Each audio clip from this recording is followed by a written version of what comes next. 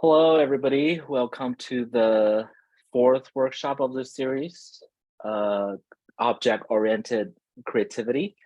I call it because in this workshop, we are going to learn about this programming technique called Object-Oriented Programming.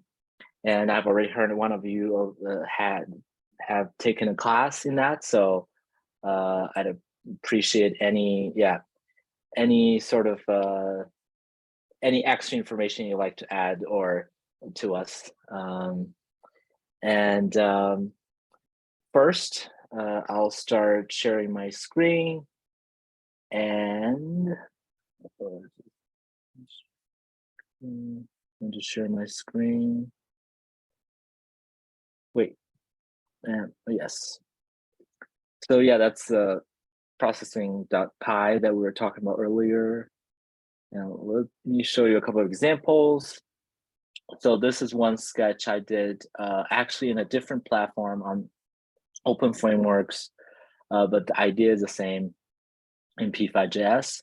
This is sort of a particle system where as you click and move your mouse around, it generates colorful circles. This is a simple example, but with the particle system like this, you can really use it for a lot of different things to simulate like fire or other kind of particles or water, a lot of different things. And one other example is this scribble thing that one of you mentioned before. This, I almost think of it as a filter, even though it's not the filter in the Instagram filter type of thing, but essentially I wrote a program where you can provide a image or a video or even a webcam, and then it convert that video or any image to this style of that consists of scribbles. And for this one, each scribble, or if you think of this as a grid, each tile is based on the object which is what we are going to learn today. And without further ado, let's get started. I see there's a new chat message. Okay. So there are about two things that we're going to cover today. One is how to create an interactive grid. So based on what the grid that we've already learned, that's how can we make it interactive by using class. And two is, if we have time, we're going to try to do a particle system where where there is going to generate like small particles when you click on the screen. So let's start with the interactive grid. First of all, I'm going to give it a name. I personally really like to start my name with the date so that everything stays organized. And workshop number 4, demo, interactive grid. So again, this is our regular, templates or the base sketch. And we've already learned how to create a grid, but today we're going to use something different. And so first of all, what is the so-called object-oriented programming? Essentially, it's object-oriented programming is to first design a blueprint or sort of a template for a certain thing that you need to do like a lot of, and then you can use that template to generate or to create multiple instances of like similar things or the same thing, and each of the instances are called a object, And similar to like a real life object, each object can have its own properties, and you can interact with them more individual, like separately. And that way, you can it's sort of one way to sort of group code so that a chunk of code or a chunk of functionality are kept inside of a somewhat contained space, so that so that not everything is inside of draw, or not everything is inside of setup. It's one, it's easier to manage. Two, it just makes more sense for certain functionality to stay in the same. And before class, we're going to learn something called function. We've already been using function, but we haven't created any function yet. So first, let's see how we can create a function and what can function do. And let's start with a couple of simple things. So let's draw a circle as always, 200, 200. And so that's the center of the canvas, and 50, 50. Yep, so that's a circle. And what if I make it a little bit bigger? Yep. And let's add some eyes to the circle. Essentially, it's going to be a smaller circle. Now, this is where I wish I had the code painter that I created so that I can just draw it instead of trying to do the calculation. So that would be 200 minus maybe 50, a little bit to the left, and that maybe also 50. That seems like that's too much, so maybe minus 10 or 20. Even this 50, I'll do a minus 40. So I'm keeping it. Obviously, you can do the calculation yourself and put the results there, but for now, I'm putting it this way so that it's keeping a little more organized. So I know that I'm moving to the left by 40 degrees from the center, and then moving it up for 40 pixels.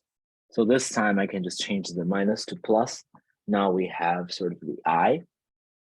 And I think that's good enough. That's all we're gonna have for this base. And now this is the regular programming that we've learned. Then how do we put it in a function? A function, as I mentioned, we've been using functions a lot already. The setup and draw are functions. So we can follow the exact same pattern. Start with function, space, and the name of our function. I'll call it face. And then the parenthesis. After that, the curly braces, opening and close. Now we can put all our statements or code that's related to the face inside of this face function. Now you might notice, so I have a function, but nothing's happening. I don't actually see the face. Where did it go? So it's inside of that function, and in order for the function to actually do anything for you, to take effect, you have to call it. And how it's like when we have the background and create canvas, these are all functions that whoever designed P5.js has written. So there are all these functions, background, circle, and all these functions that's hidden somewhere essentially in a different file, in a different JavaScript file. But they don't do anything until we actually use it, we call it. And setup and draw are sort of special functions that are automatically called because that's like integral parts of the P5.js. So that setup is first called and then draw is called multiple times. So that's sort of hidden from us. So it's easier for us to use this. But anything that we put instead of a draw or setup is going to be called. And now, in order to use face function, we put face and semicolon. So the same thing happened. And you might wonder why, if it's the same thing, why do I want to have a function? First of all, it helped us group code. So the 3 lines of code become 1 line. So that especially when you have a very big project, you have like 1,000 line of code. If you group them, maybe like some hundreds in one function, a few other hundred in a different function, then instead of a draw, you simply have 2 functions. And what that does is the sort of it helps us to really focus on the logic instead of draw.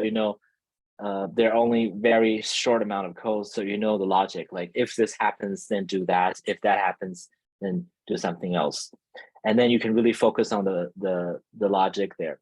Versus if you have everything that of draw, it's already too complicated to even read all the code, so it's much more complicated to really see all the. It's much more complicated to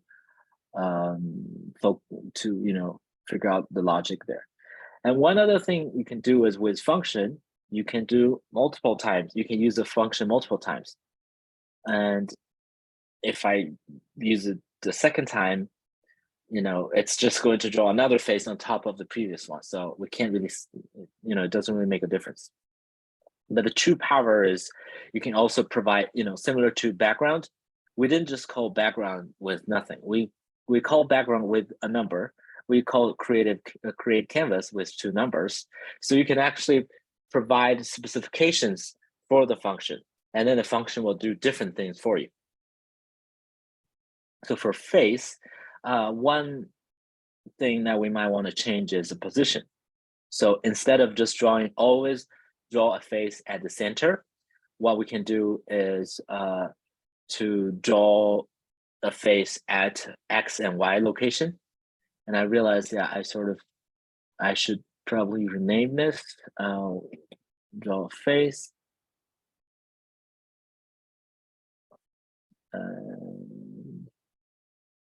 Again, oops.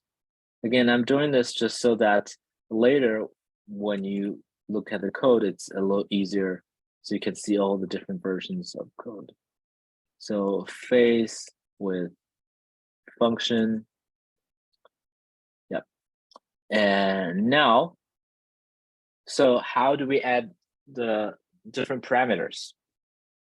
So in a function, when you write this create this function, what you can do is provide 2 parameters, X and Y. And then we're going to use, I'm going to stop this for now because the code is not going to run properly, until we finish. So X and Y. So this X and Y is going to be a number that's provided by whoever is going to use it, similar to create canvas. And then we can use we can assume we have X and Y and use X and Y to draw the rest of to run the rest of the code. So for instance, instead of 200, 200, I want to draw it at X and Y. And then for the position of circle, instead of 200 minus 40, I want to write X minus 40, Y minus 20, X plus 40, and Y minus 20. That's it. Now, again, it's not going to run properly because when we call the function, we need to provide X and Y.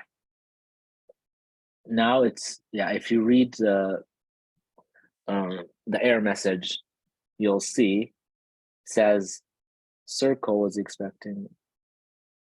Let's see, which is right. So essentially, it's saying the circle is expecting a number for the first parameter, X. However, because we didn't provide anything here, the X is not really anything. It's not defined. In order for it to work, now we can put numbers the same way we're using other functions. We can put numbers here. So for instance, if I want it to be at 0, 0, now it draws a face at 0, 0. If I want to draw at 100 and 100, now it draws a face at 100 and 100. This way, we can draw multiple faces much more easily. So maybe that's 300. and 300,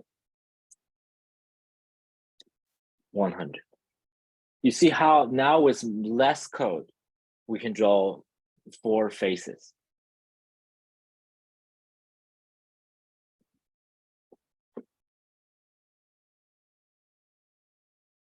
And this way, okay. So this way I can draw like hundreds of faces. Like imagine face being something more complicated. For now, we only have 3 circles for the face, but that can actually be maybe you just, maybe you wrote some code to draw like entire character or something with all different colors and all that. And now you can easily create new ones at different locations.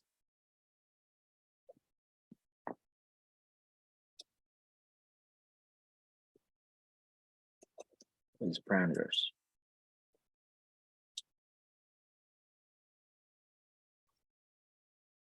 And now,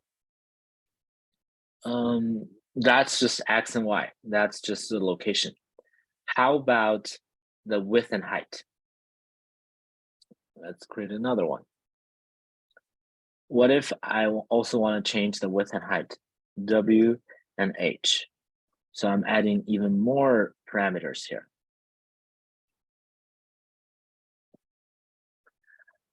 In that case, or maybe let's not, because let's keep it just simple, just circular. So instead of width and height, let's use diameter. So the face is always going to be a circle, and we're going to use diameter here. So now instead of 200, we can use D, but you'll quickly notice the problem. So face 100, let's say 200, face, the first face maybe 200, second face maybe like 350. Let's see. You see, all of them has the same eyes. Even though the face size, the diameter changed, the eyes stay the same. If that's what you want, that's totally fine. But we probably want it to be a little more proportional. We want eyes to change proportionally. How do we do that? We make sure, essentially, whenever you want something proportional, you don't want to write a number just like 40, because that's not going to change no matter what other sizes are. So what you want to do here is to use the numbers we have and then do some calculation based on that. So that's how we keep everything proportional. So we know the diameter of the face is D, then the diameter, then the amount we want to move, because earlier we had about 100, I believe. Wait, was that? Oh yeah, that's 200. 240. So that's about a fifth of the diameter. So D, I'm going to move D divided by 5 and D divided by 5. So now that's the distance. What about the Y? So D divided by 10. D divided by 10. And then finally, what about the diameter of this? That's a quarter of the diameter of the face. So D divided by 4, D divided by 4. Now we have a face function that's a lot more powerful than what we started with. I think 300 is a little too big, so let's create a little tiny one. That's too tiny to see, so a little bit bigger. But essentially, with this function, we can reuse it. We can create faces at different locations with different sizes. And even with this alone, we can start doing interactive things. For instance, something, yeah, let me make a copy of these parameters, including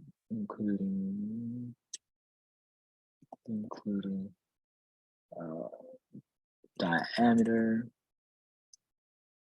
And now instead of drawing this face, Remember what we've learned, mouse is pressed. If mouse is pressed, let's try to create a face at the location mouse X and mouse Y, and with the diameter maybe even random from 0 to, not 0, maybe from 50 to 200. Make sure all the parentheses are matched. Now, if I press the button, I draw a face of random size. But again, we have this issue of the face moving too fast. For this, I'm actually going to move background to setup. This way, when you draw the face, it's a little too big. I'm going to make it smaller. So now I can actually move around to draw a face.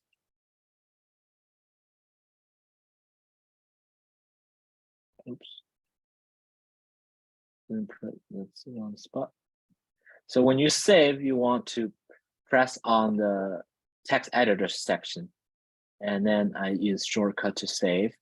Apparently, when I press on the right-hand side, it triggers some other browser save function.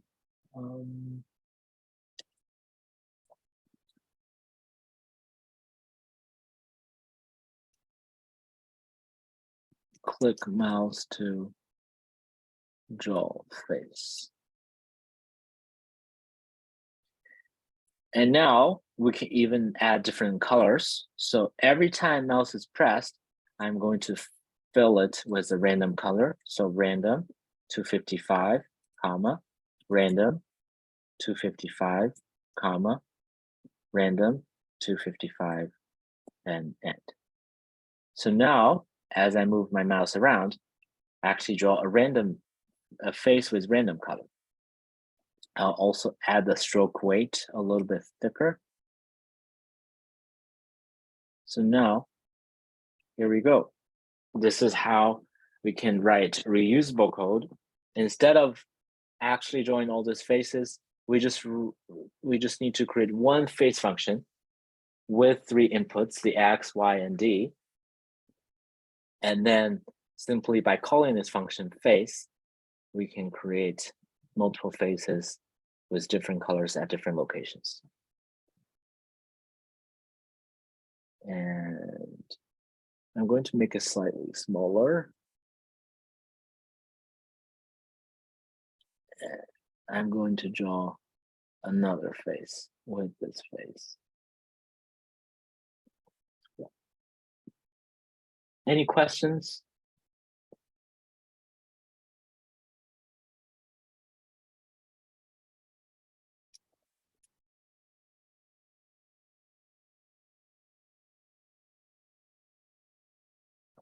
Oh, good.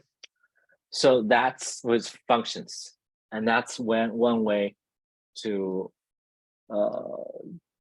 click mouse to draw face with a random color. So that's one way we can sort of group code and write reusable code. And now let's move one step further with what's called class. So even though it's called object-oriented programming, in order to, before you create an object, you actually need to create this template for the object, which in the programming language, Lingual, it's called a class. So I'm going to duplicate this. Base class, yeah. So how do we create a class? For now, let's not touch the code that maybe I'm actually going to delete some of the code. I just deleted all the draw and the face there.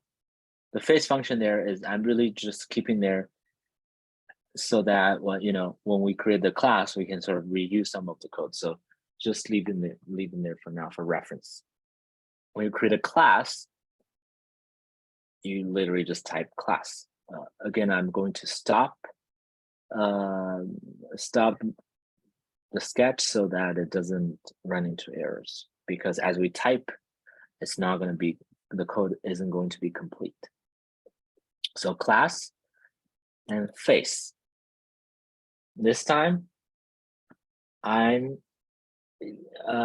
using uppercase, and this is a convention because with all the classes that we create, usually we use uppercase. We start with uppercase letter. We capitalize the name so that whenever people see something that's uppercase, we know that that's a class, to distinguish from other like functions, for instance. But it's otherwise, even if you write lowercase, it's going to work, but it just has a convention to signify that this is a class, because that's something that's different from the other variables or functions.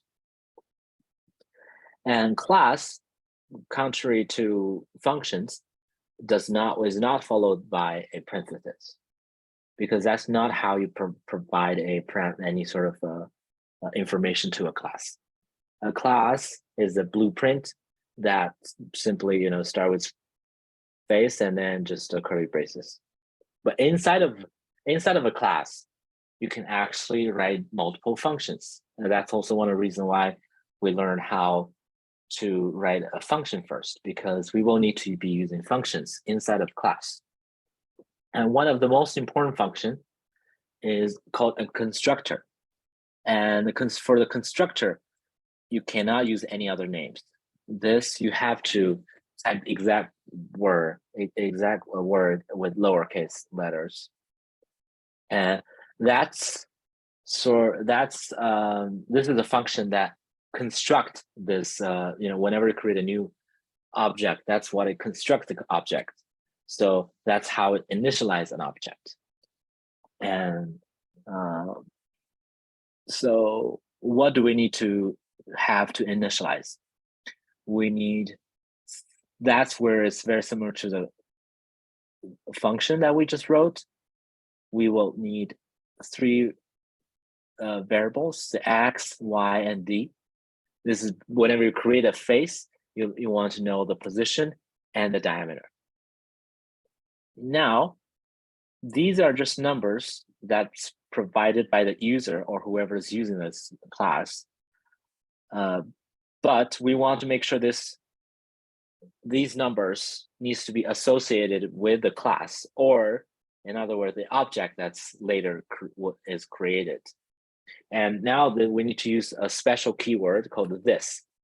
So this literally refers to this, meaning this face, whatever it's currently in, whatever this is placed in. The keyword this is placed inside of a face. So this is referring to this face class itself.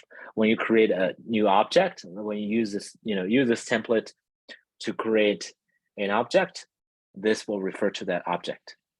But this basically means, trying to refer back to the current whatever it is.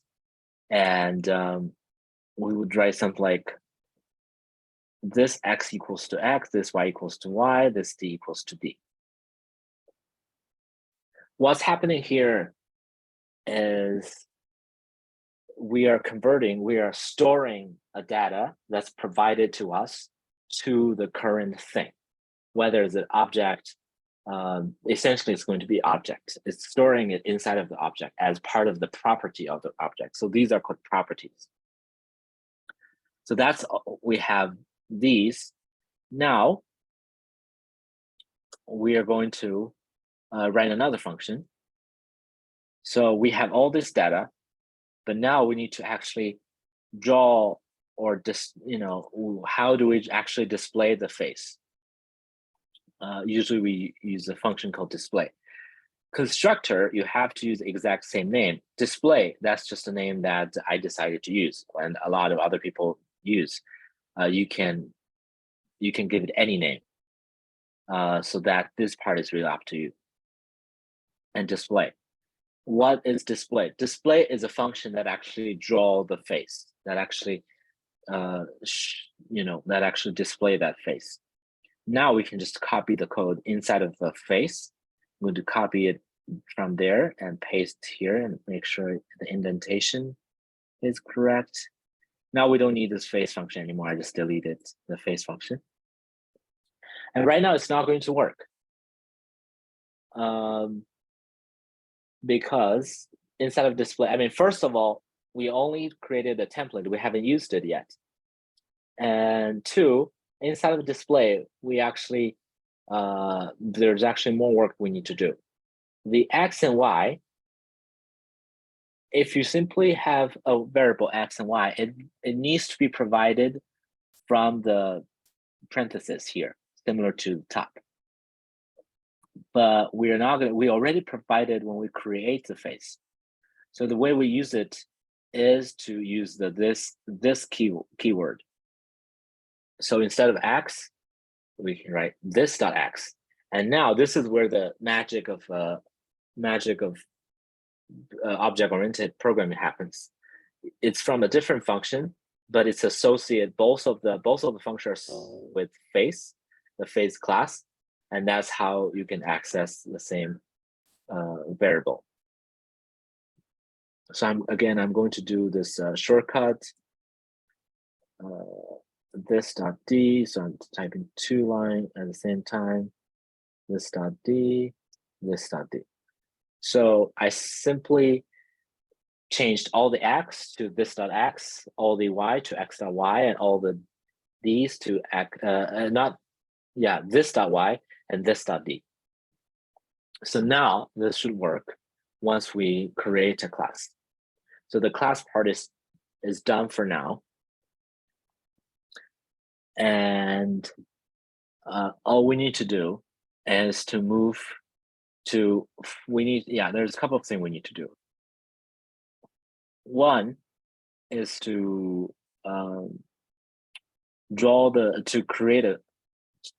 to initialize a class. So this time, instead of writing a variable inside of draw, we are going to write it outside all the functions at the top. So let face, notice how this is lowercase, let face equals to new face. So the uppercase face is referring to the class, and the lowercase face is simply a variable that we're going to use. That's holding, that's containing the face object that we've created. So the new keyword is used to actually create, like based on the face template, let's create a new object that we can control and manipulate later. And now there's error because in order to create a face, we need to provide 3 variables. We need to provide 3 arguments. So the first one, the x, and then the y, and then the diameter. For now, I'm just going to create, just type 100, 100, and 100 for the before initialization. Right. So one other thing, I believe I need to put face actually before, not at the end, but at the beginning. Yeah, and this is because in order to, as we've mentioned before, in most contexts, the code runs from top to bottom, line by line. So before you use the face function, you have to have the face function. Before you initialize the face object, you have to have the class first. So that's why you have to put class before you use it. This is why class is here. So after this part is loaded, and now you can use you can initialize a new face. So now we have a new face, but this time it's object. That's why it's still not being drawn on the canvas. We have this object, but we didn't do anything to the object yet. So inside of draw, I mean, right now, since background is inside of setup, we can also put in setup. That's fine. So in setup, Now we can use this variable face, and guess what we do? We write dot display. So dot is how we associate. So this is the face object, and then dot is to access its property or its function. In this case, we want to call this function. So face dot display. Now it's going to display this face.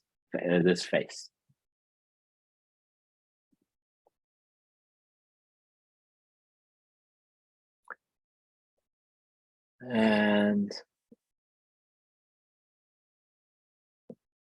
yeah.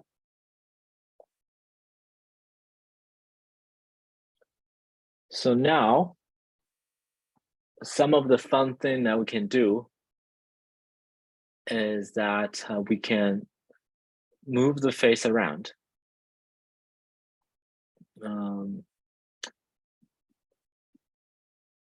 So let's see what we can do here. So this time, we can move the face around. Inside of face, we are going to add a additional function called update. Update meaning update any of its properties. Or maybe for now, let's just call it move. So move, or yeah, let's call it move. That's fine. Again, yeah, these are names that you can decide. You can give it any name. So move, what does move do? Move equal, inside of move, what we do is to increment the x. Oops.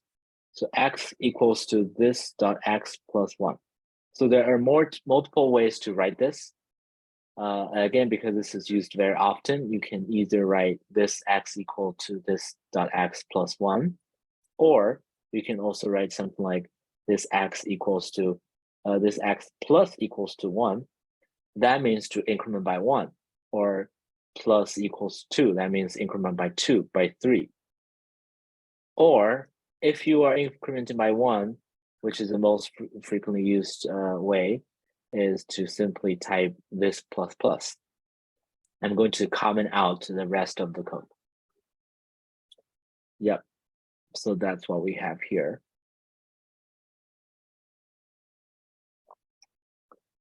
And now, nothing happened because we didn't use the. Actually, I'm going to delete this. I don't think that was, yeah. Face class. I think I forgot to duplicate again.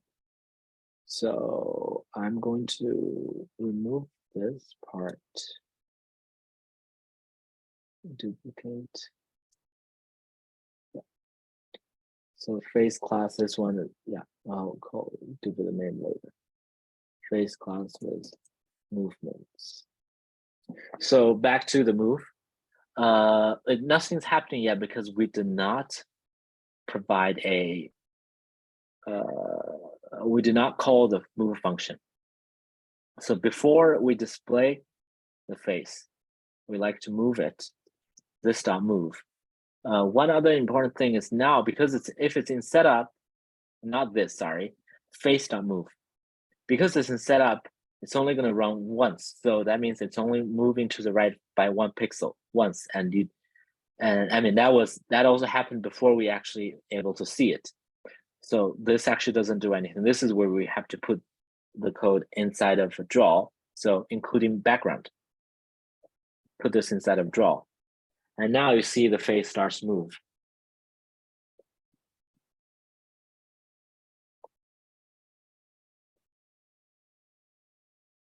Yeah, move all the way to the right.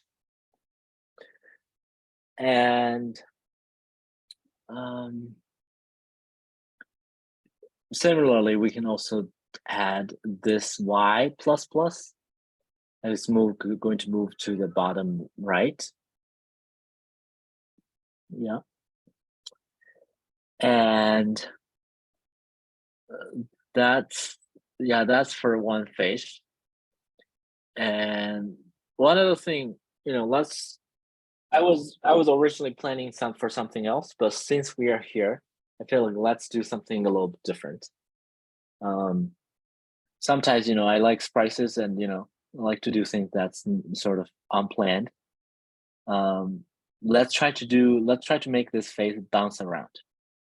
Remember that sort of DVD animation where the DVD logo just move around on screen? Let's create that. But instead, we're going to use the face. So in order for it to bounce, first of all, I'm going to, instead of X and Y, this is just moving plus whatever. If we want it to bounce around, we would want to have a sort of the speed. Or maybe we can use V for velocity. And let's see. Because again, there are different ways to do this.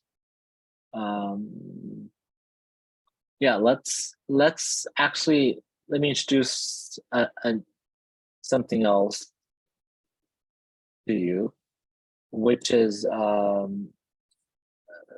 start by duplicate. Let's actually learn a very useful feature or in P5.js, that's vectors. Now we've been doing the calculation X and Y, and instead of X and Y, we can actually create a vector.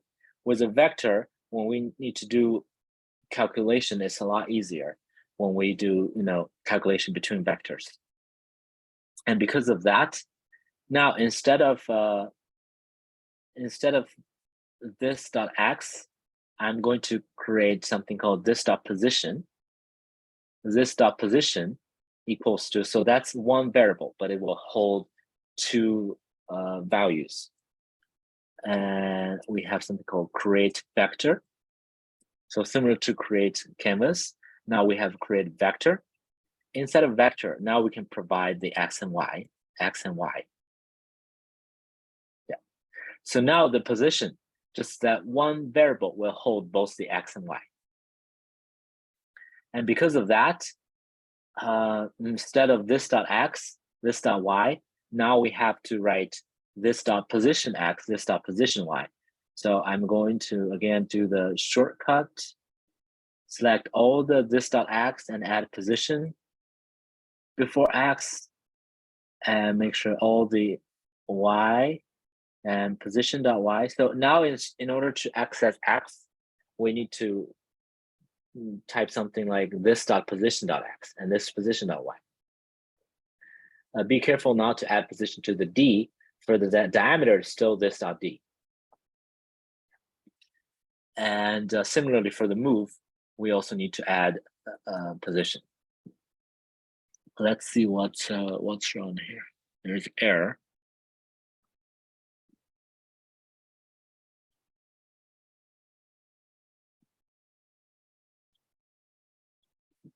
This position create.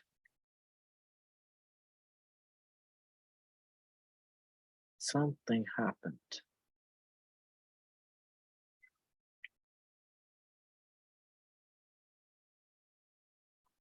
Does not define the current scope.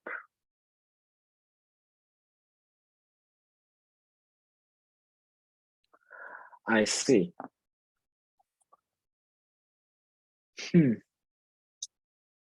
So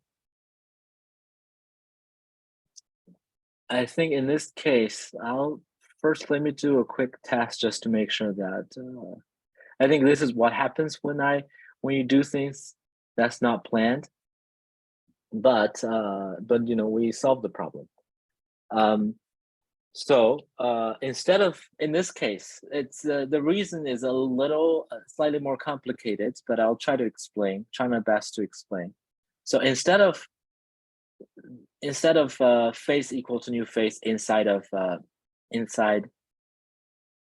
outside function, we need to put this part inside function. So I'm going to put this over here, but delete this part.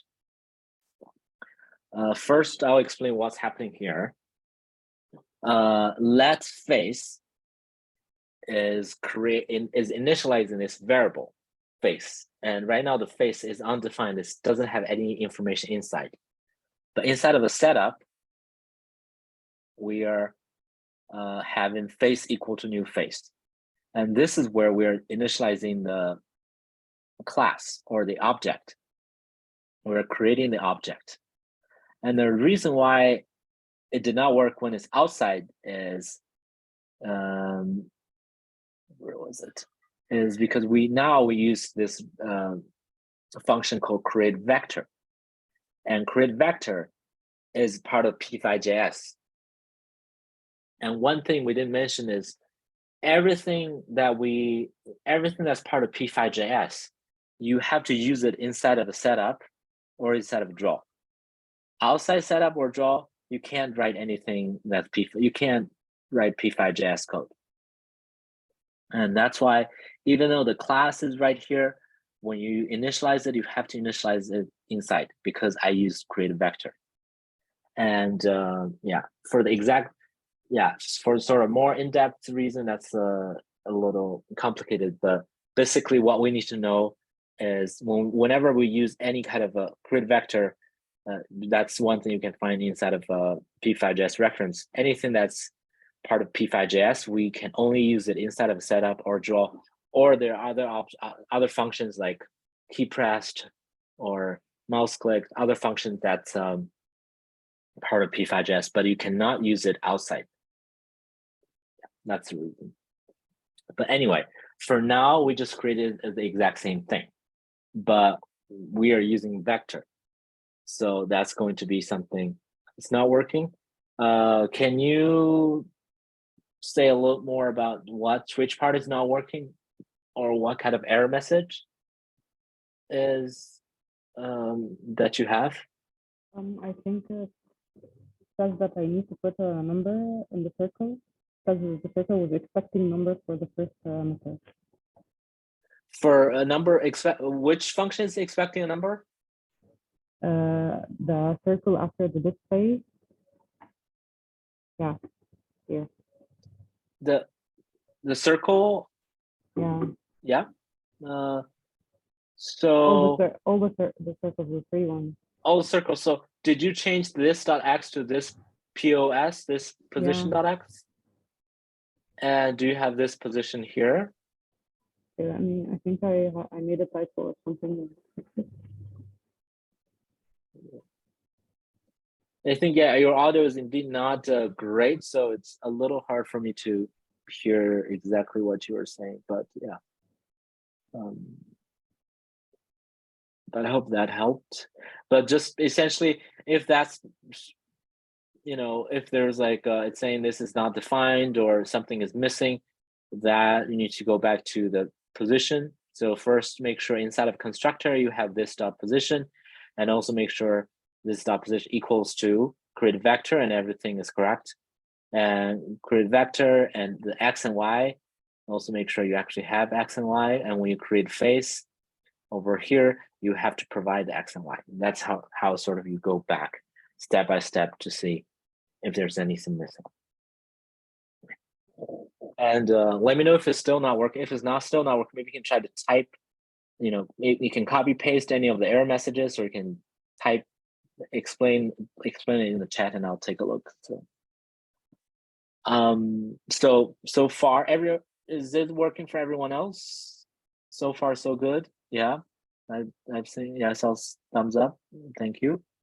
So instead of position X, position Y, I mean, instead of +1, now we want to have a, yes, display this dot position. That looks great. And position this dot position Y. This is correct. This dot position this dot.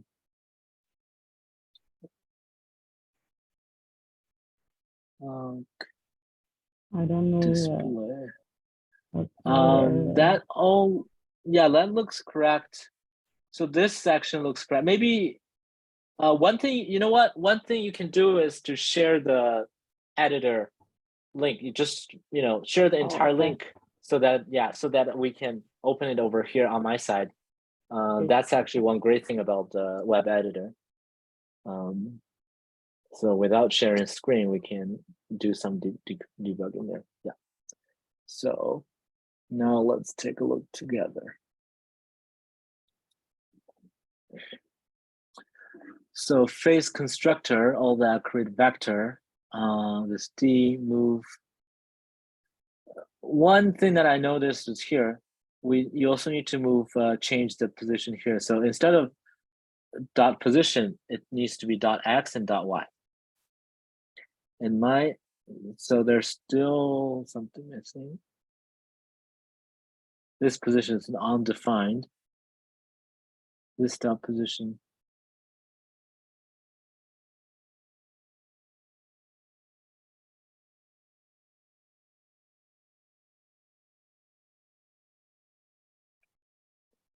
That's one other thing that's missing is the LED face.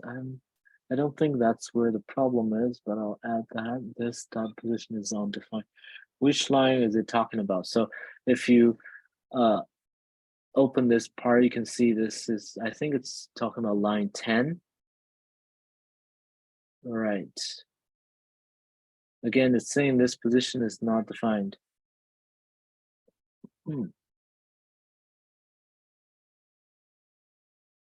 Create vector.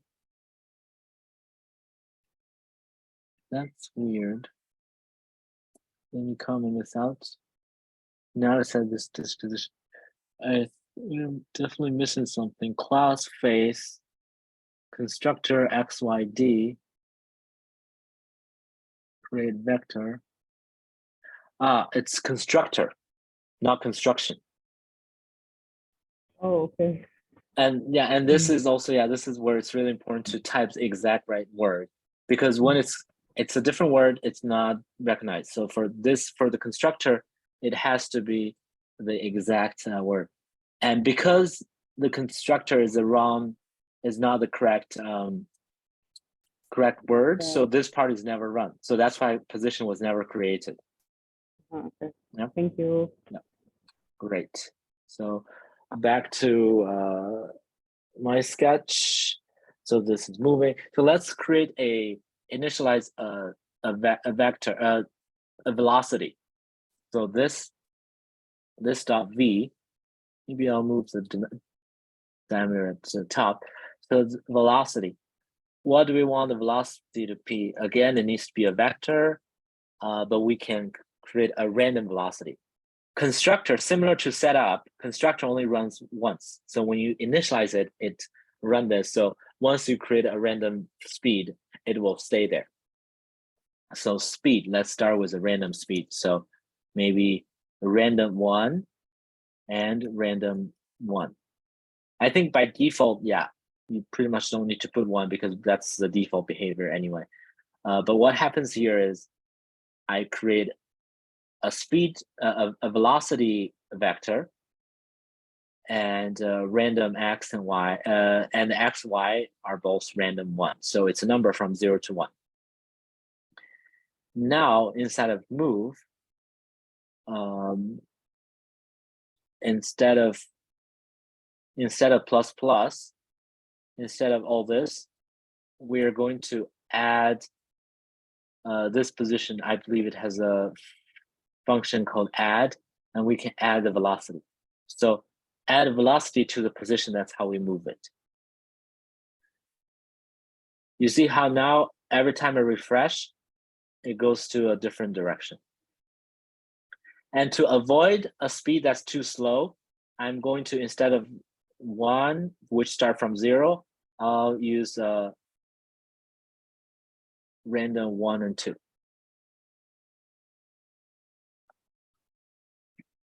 Or maybe I think, yeah, 2 is a little too fast. I'm going to use 0.5 and 1. 0.5 and 1. Yeah. So the speed is always somewhere between 0.5 and 1.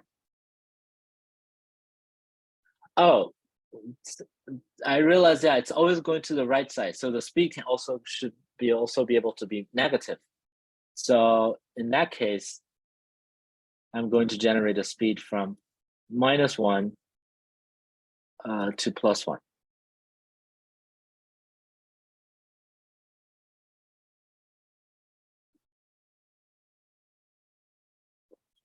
and the X and Y. Yeah, I hope people are following. So instead of, I'm doing a -1 so that the speed can also go negative to move to the top or left. And the face, I'm also going to start it from the center. So instead of 200 and 100, 100, I'm going to start from 200, 200. So now it's going to start at the center, and it can go any location. Every time you refresh, it goes to different location. And finally, the most important part is for it to bounce back. How do we do that? By the way, yeah, so far any questions? Is it working for everybody? Could you just scroll up for a second with the randomness all the way up? Thank you. Yep. Any other questions or requests?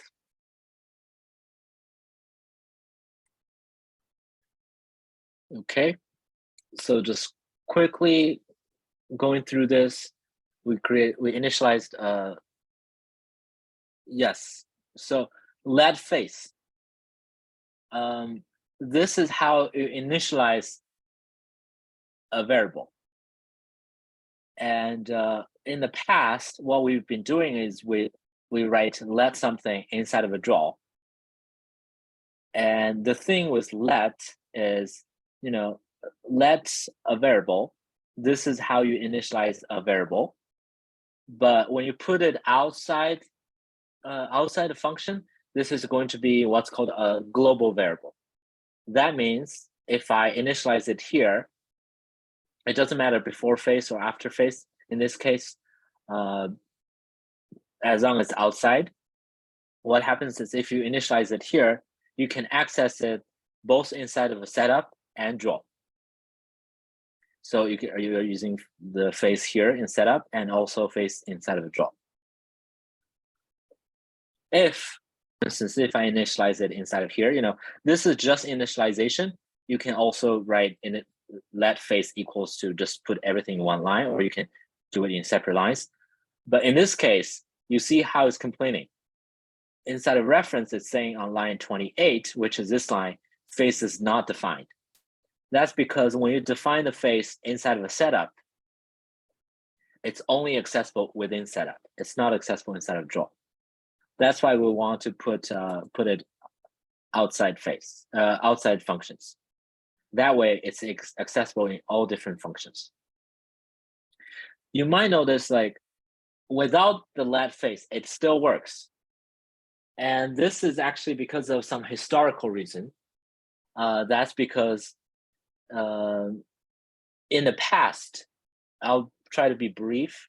In the past, even if you don't initialize it, you simply use this face, the JavaScript automatically initialize it for you. But that's sort of the old version of JavaScript. The reason why it still works is because the browser tried to make sure it's compatible with old code. So even if a website from 10 years ago, the JavaScript will still work, because sometimes some certain sort of design decisions for the code was not the best decisions, but because it's so widely used, the browser has to make sure it's compatible so that the old website still works. But that's not recommended. These days, we recommend you explicitly define your variable. And if you want it to be global, you define it in the global, sort of what's called the global scope, which means, it's outside. So it's like accessible everywhere. That's why we have let face here. Yeah, I only saw let face, but I assume that's the question. So we define let face here so that you can use it both here and there, both in setup and draw. And where were we? So we just in a constructor, that's how we initialize or construct the face. And every time we get the diameter from the user, we get X and Y from the user, but we create a random velocity. And then this move will make it move based on velocity, and simply display all the circles based on the position.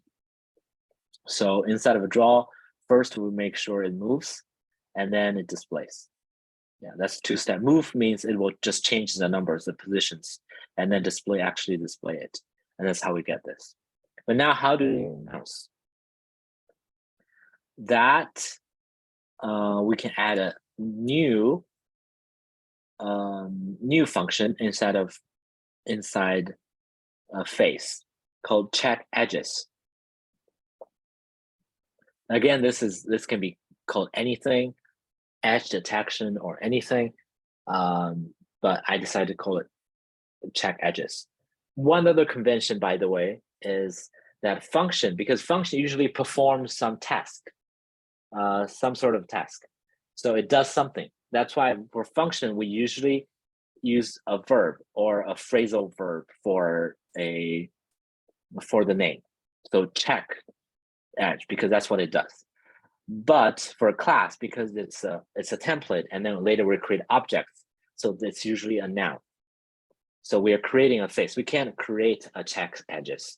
Check edge is something that it does. So what it needs to do is need to check edges and then bounce back. So this is where we're going to use some if statements. If this dot let's see, this dot position dot x is smaller than 0,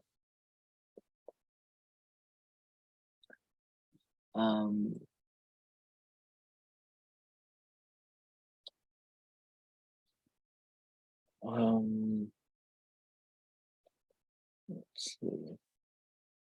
Yeah, if that's smaller than 0, or we've used and, so the two vertical bar, which is produced by the backslash. If you press shift and then backslash, that's how you can enter this. So this is or, like provide alternative condition, or this position dot x is larger than the height, the width. So if the position is smaller than 0, or if the position is larger than width, that means it's outside the canvas. Check edges. So if that happens, we want to change the x, the x of the velocity. So velocity is also a variable, so we can change the x. Change this to the opposite. So times -1. What this does is, if the speed was initially 1, so if it's moving towards the right, it's 1, and it reached the edge, we want it bounce back, so the speed becomes -1. If the speed is -1 and it reach the edge, it's because we multiply it by -1, it's switch. Half of the phase passes. Yes, exactly. So that's the next step. So we can do some calculation to even take that into consideration. But for now, we are going to use center. The next step, we are going to add that into the calculation. So very good question. And yeah, I don't know if you run it already or you pictured it in your head, but yeah, it's a good point that you are already you already start to think of that. So let's see. Let's wait for it. Reach the edge, and oops, it did not work. That's because we did not run check edges yet. Check edges was not run. So let's put it inside of face, check edges. So first we check edges, and based on the edges, then we move. Or I think we can, yeah, let's do check edges first.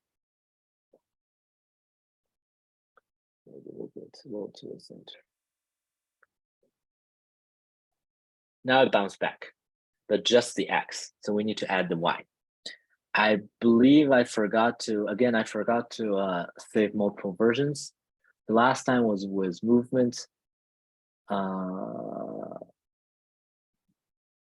Class.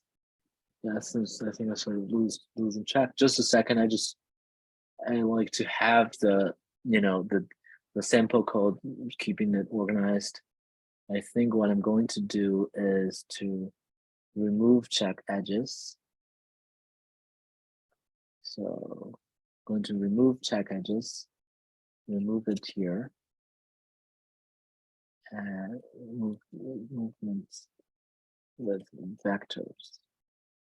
And now, yeah. So now let's work on the check edges. So the X, we already did X, so we exact same thing for the Y. So I just copy and paste. So after this if, we do another if. If position Y is smaller than 0, or if position Y is larger than height, then we want to reverse the Y speed. So now it works.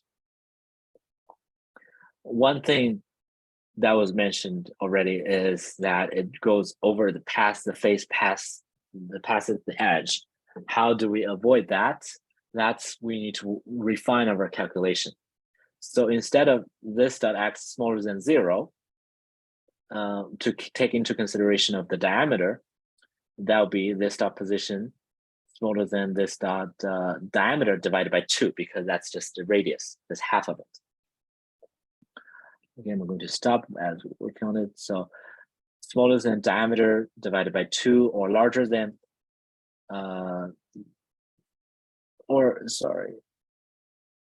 or larger than width minus diameter divided by 2. Same thing for the Y, smaller than diameter divided by 2, or larger than height minus diameter divided by 2. And now it should work.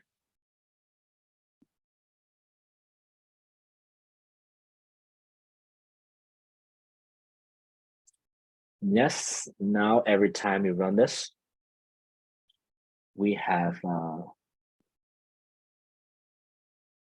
this bouncing around face. Any questions?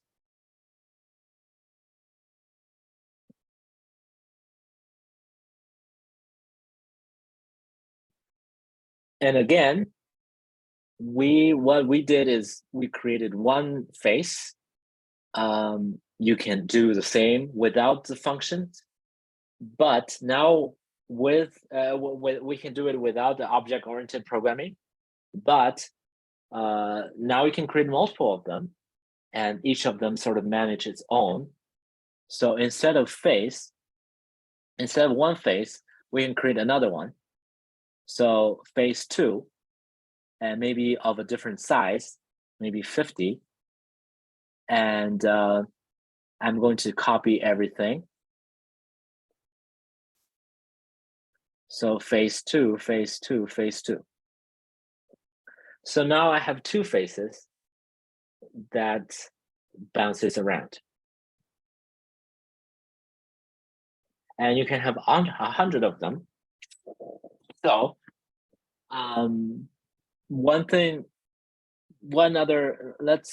let's stop right here.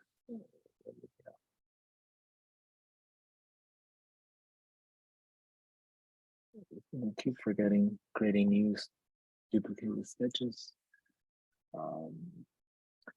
Vectors, face that bounces around. And new one, 2 faces.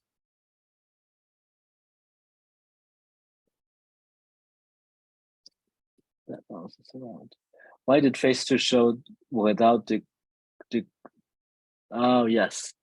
So that's I forgot to declare it. Yeah, I need to declare it. This I just mentioned earlier that because of the old version of Java, because of compatibility with old version of JavaScript, even if you don't declare it, I mean, it's not for all instances, but for the specific case, even without declaring it, because I used it here, JavaScript automatically declare it for me. But that's not a good practice. We do need to declare it. So thank you for reminding me. Yes, we can make them bounce off each other, but that's a little that's trickier. And also because if you right now, bouncing back and forth with the edge is easier, but when there are two balls that bounce around, like exactly, especially if you take into consideration of their mass, like how much they bounce, how they change the speed, which direction they go, it's a much more complicated process. I was kind of afraid that someone's going to ask, but that's still a very good question. And if you are into it, you can look up. I think, yeah, I think there are online tutorials on that if you're into it. But that's really getting into the physics of it. Even if it's the same mass and all that, it's still a relatively complicated process just in terms of physics. But that's also why, actually, that's a good opportunity to introduce something else. Is that this is how you do it. You get to know that this is how you check edges and bounce things around.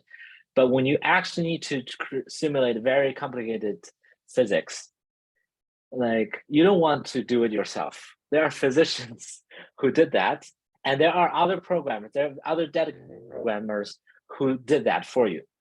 And this is called the reinventing the wheels. We don't want to reinvent the wheels. You get the concept, that's good, that's useful for learning. But if you really need to create a project based on like physics, real world physics, there are a lot of what's called libraries out there. Basically, other people wrote some code that does this. You can just utilize that. One open source one is called Box2D. So Box2D, and this library is a 2D physics engine. So you want to have physics and you can create games. So that's why with P5JS, really you can do a lot of things. But Box2D is someone else who did all this calculation. So all you need to do is to assign a mass, assign sort of bounciness, assign all this speed and all that, velocity, acceleration, all that, and then it takes care of all the math for you. Yeah. So that's something that you can use. There are usually, any kind of library, or there are usually documentation to help to, guide you how to use it. And Bounce2D, let's maybe just do a quick search, Bounce2D P5JS. I don't know who wrote this, but let's just see example. Okay, and I guess whoever wrote this wasn't working, or it wasn't, yeah. Okay. And also there's also another kind of a library thing that's P5Play. This is specifically designed for making games with P5JS. So that's also something that you can check out. And I believe it incorporates, incorporate Box2D for physics. So yeah, this is the example. So now I press all these. You see how all of them interact with each other. Imagine you have to write all the code yourself. That's like you spend 1 year just write all this, and then other people made a lot of games. So yeah, you might as well just use this Box2D or use other people's code. And this, you are also using it illegally because I'm not sure how people are familiar with the concept of open source. So open source is essentially people wrote code and open up the source code. So all the code, they just made it public and says you can use it. And there's different licenses. So some of the licenses, like you can use it for your personal project, but you can't use it for commercial purposes. There are other licenses that you can just use it for whatever reason, but they do not provide any warranty. You just use it, however you like. So, one advantage of open source project is one, everyone is freely, it's freely available for everyone to use. You can study the code and all that. But also, one great thing about open source is that everyone can also contribute to the code, so that it's not you, one person writing the code. It's a community that's contributing to the code, because other people find this is very useful. Then they want to work on a small section of the code. They want to improve. They want to fix a bug for you. So this, you might have heard GitHub was one of the most popular platform for hosting this kind of open source project. P5JS itself is hosted on GitHub, where you can see all the source code.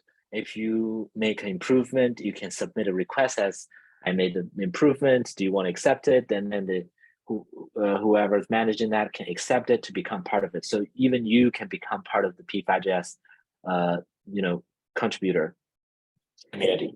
So and among all the open source project, I have to say P5JS particular really promotes accessibility and exclusivity. So it's really trying to encourage, because sometimes you think to work on open source project is too complicated for beginners, but P5JS actually try to encourage beginners to even make the smallest contribution. Maybe you can do a translation for them. Maybe you just fix something small in a much smaller scale. You can contribute in any way that you like.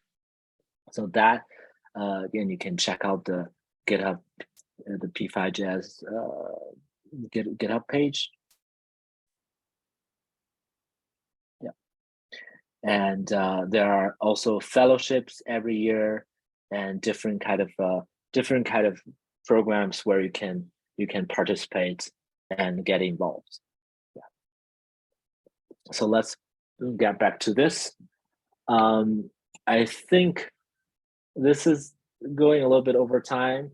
I think I'm going to, after this, I'm still going to do the grid again, as always. If you have to go, you can go, but I'm going to cover one more thing that I had planned. And but let's wrap this up first. So for phase, one other important concept. So the phase 2, you notice I added phase 2, but if I want to add 100 of them, I don't want to, program in a way, programs are lazy. I don't want to write 100 phases. There are workarounds for that.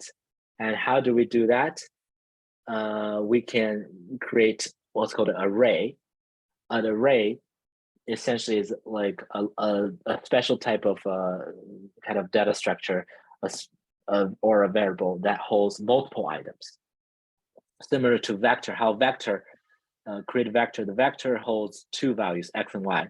Array can hold like 100, 1,000, 10,000 values or objects in our case. So if you want to have multiple one, instead of just keep adding more, which I'm going to delete for now, the second one, I'm going to create another variable called faces. As the name indicates, there's multiple faces inside. And this variable, instead of just faces, I'm going to initialize it with something like this. The square brackets open and close. And that's initializing an array, because all the array is going to go inside of the square brackets. So now, instead of face equal to new face, I'm going to leave it there so it doesn't break the code for now. Instead of that, what you can do is faces.push. So push essentially add a new element to this array. So faces.push and parentheses. Inside of the parentheses, we can add the exact same thing. New face 200, 200, 100, or maybe make it smaller, 50. I think I missed a parenthesis. But we haven't wrote anything inside of the draw yet. So there's only that one original face. So when you have multiple faces, what do you do? Now you need to do the check edges, smooth, and display for all the faces. In order to do that, we need to write a for loop. So for loop, we've learned how to write a for loop, like the three sections we mentioned. There's actually also another way to write a for loop. For array, we can simply write a for loop that's run on every element of the array. So in this case, let f of faces. So this is not 3 sections, that's just one. Let f of faces, that means for each of the face inside of faces. What do we need to do? We need to run f.check edges, f.move, and f.display. So now it's working, but of course I only pushed one face. So now we don't need the original face that we had earlier. So I'm going to delete anything that's face. So now we are using array, but just one face.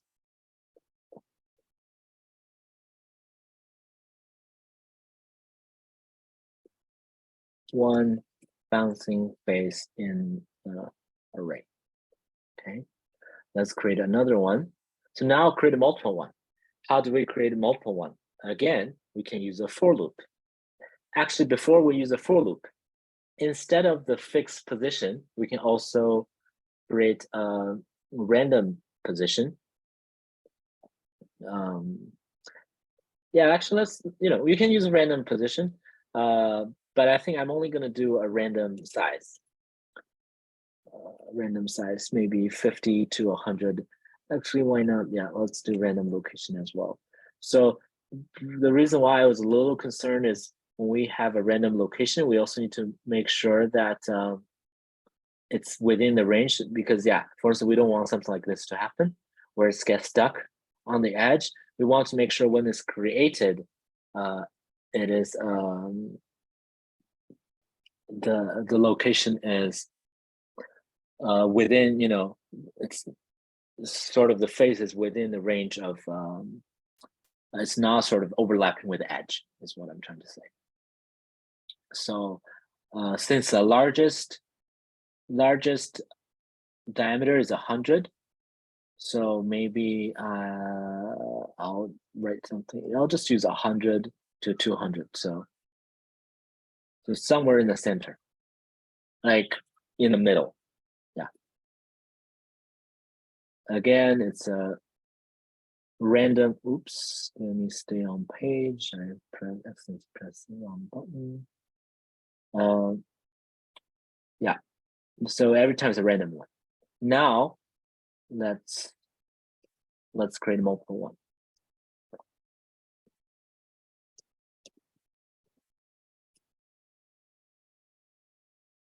And let's create multiple one. Now we have the random. We can add, so instead of faces.push, we can add a for loop. This time we are going to use the traditional one that we use. Let I equal to 0, I smaller than whatever number you want, let's say 100, and I plus plus. And make sure, I know the code, let me move this, it's a little bit hard to read. Yeah, I made a mistake because it was hard to read. So right here, yeah, it's already working. Yeah,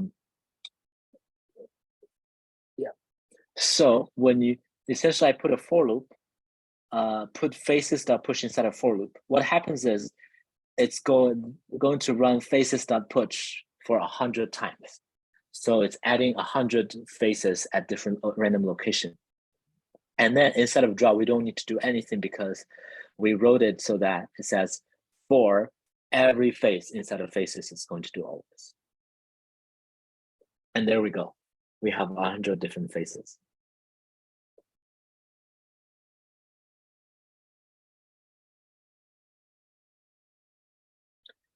And I think I still don't want to wrap this up yet. I still want to give it a little more color, so it has different colors. That's something we can also add inside of inside of the constructor. So at the beginning, we can initialize a color that's random. So this dot, this dot C, I'm going to stop. This dot C color random. So yeah, this is a new function we learned, color. This is how you can create a color and hold it put it inside a variable. So color random 255, random 255, random 255.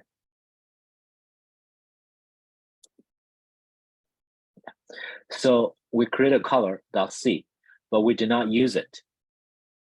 In order to use it, that's inside of the display. So before you display a circle, you color the circle. So fill, what do we use to fill? We use this.c. So now all of them are random color. And also I'm going to add some weight to this. Adjust the weight of the stroke.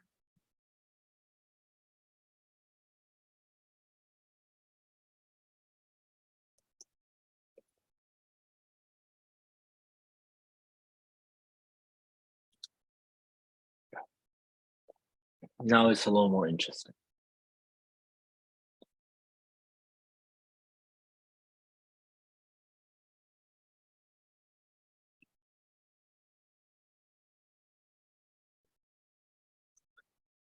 Any questions? Interesting. It seems like it all starts from top left. I definitely yeah. So instead of 100 to 200, I might want to change this to 100 to 300. Yeah. And there we go. 100 faces bouncing around our canvas.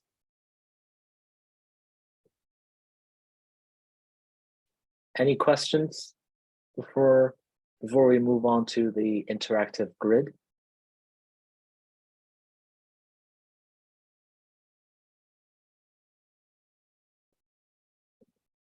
I hope this is worth it. This section was not part of the plan, but I thought this would be something fun to do. No problem. Yeah, as I mentioned, feel free to go. I know this is already the end of the workshop as planned, but I'm going to continue to cover one more topic, and feel free to go to. And also thank you for those of you who are joining like at midnight. Apologies that this is going to go a little further. So this is the faces, and now let's create a random what was I going to say? Interactive grid. So new 2023 July 27 workshop number 4. Let's see. So let's start by creating another class, a new class. So we've learned how to create a grid, but this time we are going to create a class, which is a tile, and then use this tile to create a grid, to compose a grid and make it interactable. So class, again, let's maybe put it on top. I think in this case, it's not going to matter. I'm going to create a class inside of a setup, which is not going to matter. So class tile, again, it's a noun because it's a template for object, and it's uppercase as a convention. So we're creating a tile, and it always starts with a constructor. What do we? Sorry, that's not how we write a constructor. Constructor and the curly braces. Instead of constructor, what do we need to know? We want the position, so X and Y. What else do we want? We want the width and height of the tile. So we can draw the width and we can draw it. What else do we need to know? I think that's it for now. We can always add more and follow the same step. This X equals to X, this Y equals to Y, this W equals to W, this dot H equals to H, just to assign everything to the class. And now, display. Let's actually draw all these rectangles or whatever shape you like. I think I'll start with rectangles, but as always, just because of that rotation and all that thing, we want everything to be centered. We will use the rect mode center. and rectangle x, y, sorry, this dot x, this dot y, this dot w, and this dot h. So that's sort of the basics, base sort of class that we have. So from the constructor, we get the position, width, and height, and the display, simply display a rectangle.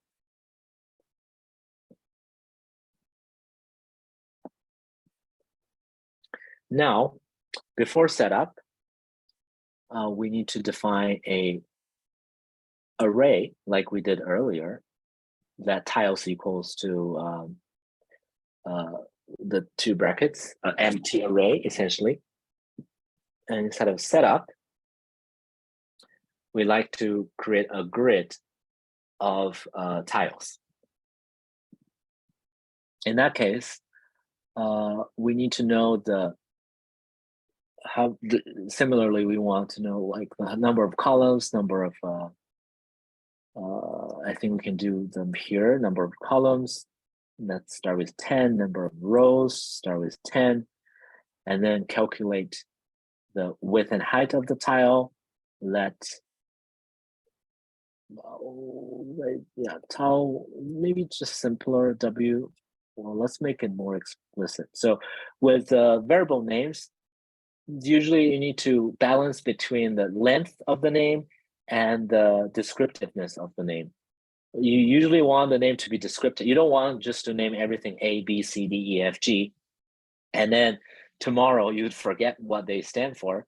But you also don't want to have a name that's extremely long, even though there are people who definitely promote descriptive names that just have very, very long names. But especially on my small screen, on this small section of the screen, if the name is too long, it's really hard to read.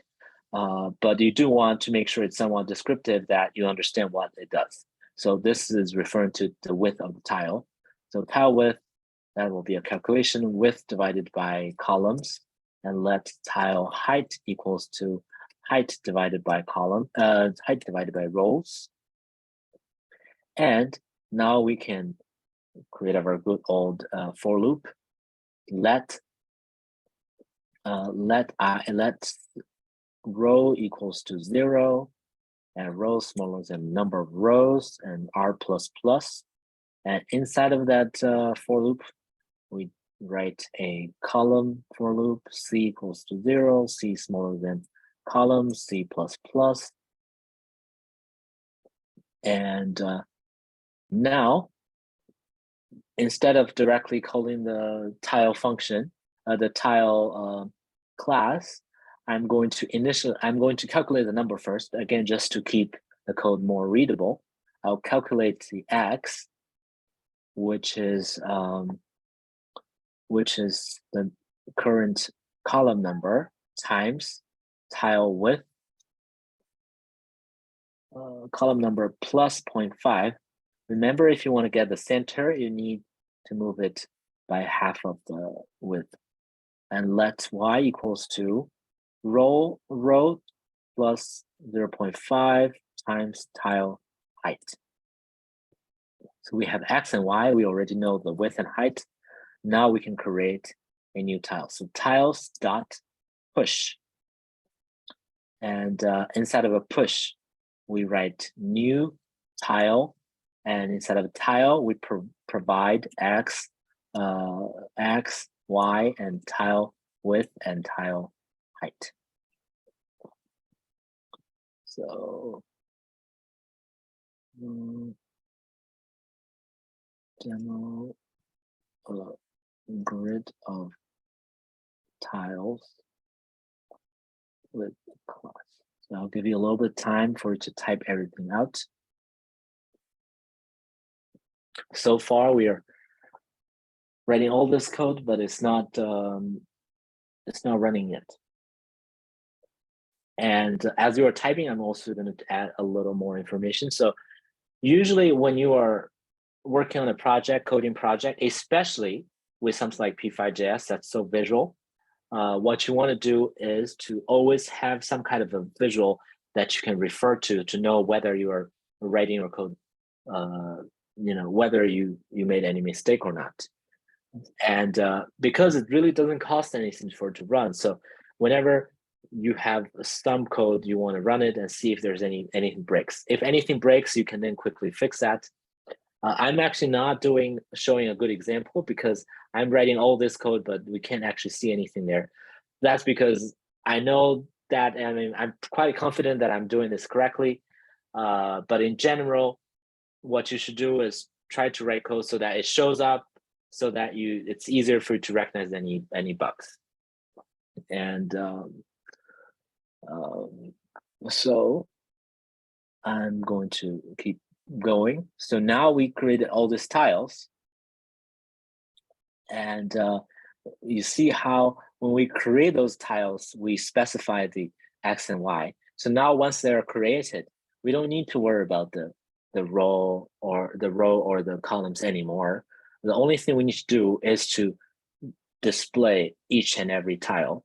So we are going to use that let t, I mean, again, this let, anything after the let, you can give it any name. You can do let tile or let t, whatever that you prefer. Let tile of tiles. So from all the tiles, we're going to display them. And hopefully everything works, which it does. So now we have tiles.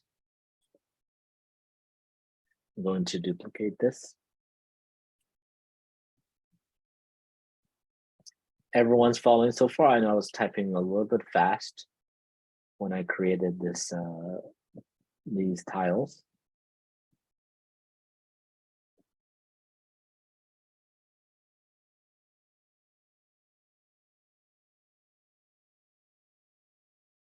Yeah.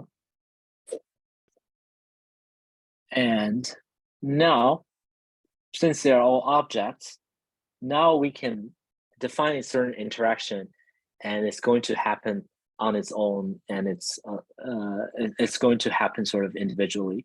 So in order to define any kind of interaction, we add a new function, and this time we are going to call it update. So update and display are what people usually use, but this, you don't have to follow that, whatever that makes sense that for you.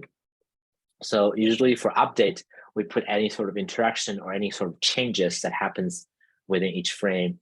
And for display is where we really just focus on displaying that information, displaying those shapes, and doesn't do any sort of calculation or that type of thing. So we keep updates so we separate the calculation and the display. So in update, what do we do? One thing we can do is to, let's see. One thing we can do is to change the size. Change the size whenever, let's say, change color. Maybe let's start with changing the color. So we can have two colors. One color is the base color. So the base color would be the original color. So base color equals to color, let's say we start with white, so 255. And then we are going to create another color, which is, for now, it's going to be the same as the base color. Again, this is a constructor, so this is the initial state. So at the beginning, it's going to be the same color. But this is the color we're going to use to draw the color. But the base color just to keep track of the original color, which will be helpful later. And inside of a display, now we can use fill this .c. So we are using the C to display. Right now, nothing changes because the base color is white and the .c is white, and it doesn't change anything. The update, when do we update? We can update if mouse is over this tile. And how do we do that? If mouse X, so we already did the edge detection, so this is very similar edge detection. If mouse X is larger than this .x minus this .width divided by 2. Does the math make sense here? So essentially, maybe this time I'm going to use a zoom. I'm going to use a zoom annotate. Let me comment this out so the code runs. Where is annotate?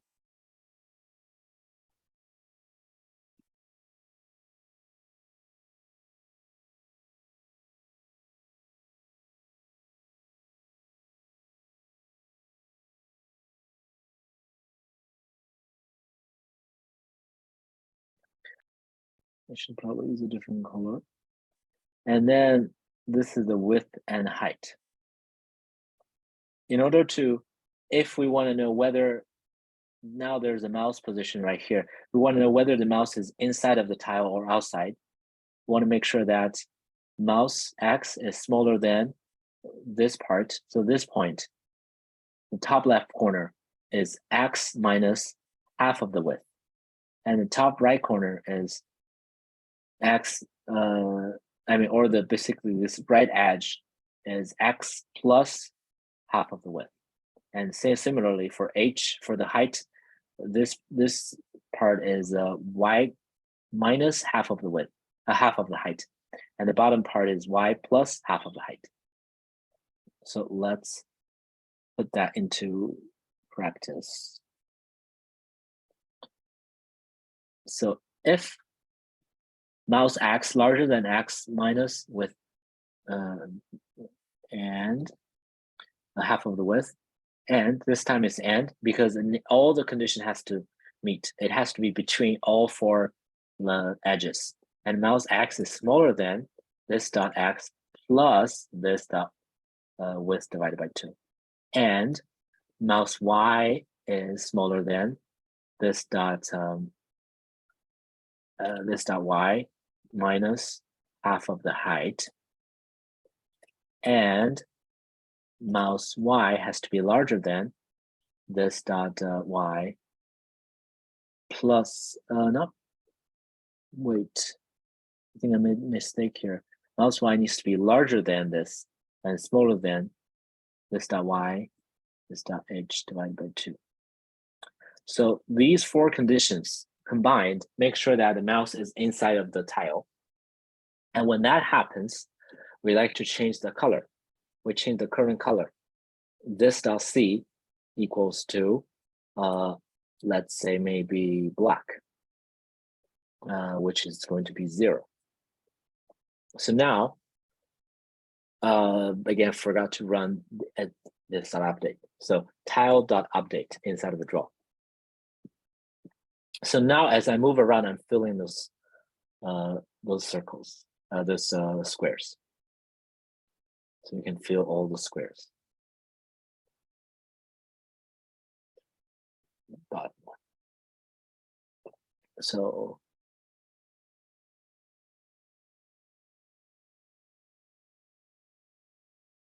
coloring tiles with mouse. So that's what it does. And obviously you can easily change the number of tiles. This is where it's very convenient with programming. You can change the number of tiles, and now you can create like a pixel art or whatever. So I'll keep it as 10 for now. And now I can duplicate. I'm going to duplicate, and this changes color. What if I want the color to change, to go back to the original color? Then after, if it's inside, we change this color. When it's not, else, if it's not inside, what we can do is this dot C equals to, there's this option called lerp, not this. There's another function called lerp color. What lerp color does is to transition one color to a different color. That's one of the very useful function, especially when we're working with colors. It's converting, it's kind of like almost like a map function, almost. So what's the original color?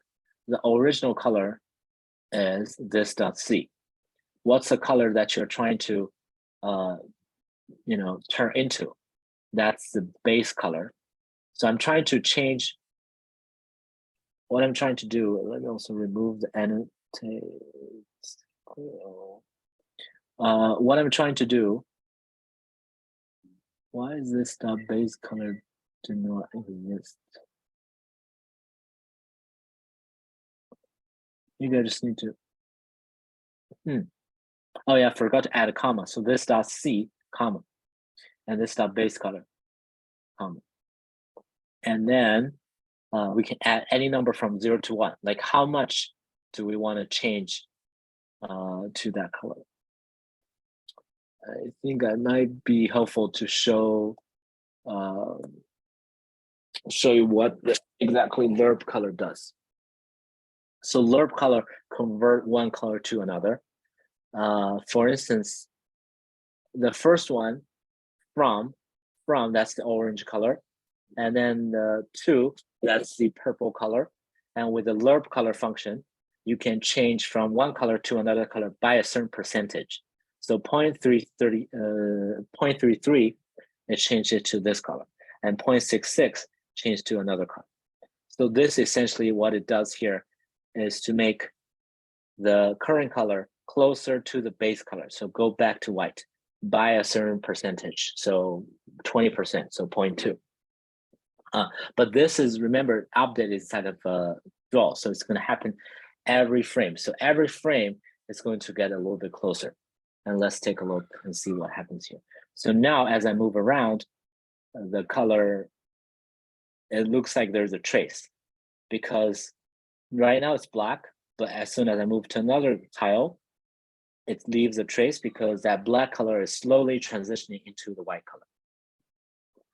So this creates like a nice effect.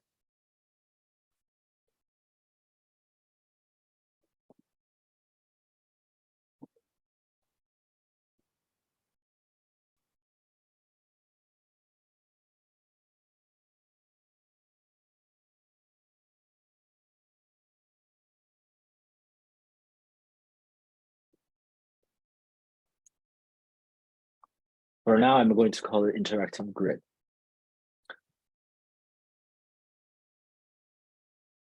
Move this little in there. Any questions? Oh, sorry, I think I missed some of your question. Aya said, I think I missed the last part. Were you still not following? Like which section are you referring to? Thank you. Okay. And now, yeah, this is with color. Then, you know, similar to all the thing that we've learned, you can change, you know, just the basic ideas, such as changing the rotation, changing the size. That can all be like interesting interactions. So let's just quickly do a couple of them. So for instance, the size, if we want to change the size, maybe this dot width, let's say we can do it this dot width times 1.1, so make it bigger, or maybe make it smaller.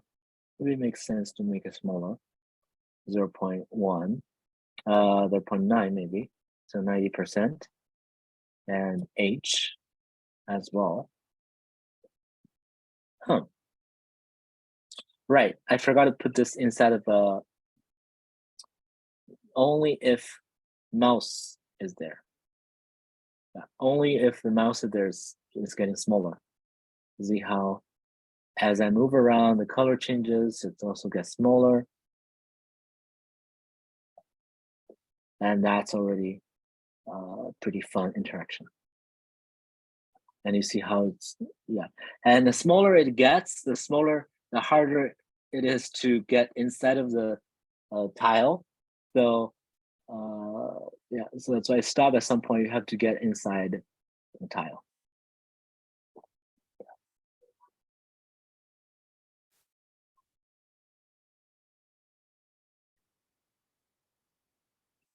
And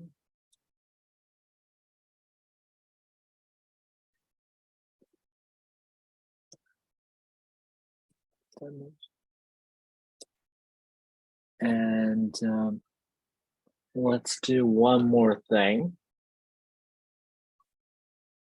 So beside the color, what was it that I was going to do?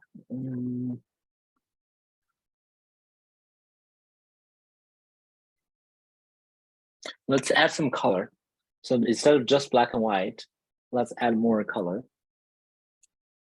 So one way to do it is to when we add how we add a gradient to a tile, we can apply the same idea right here.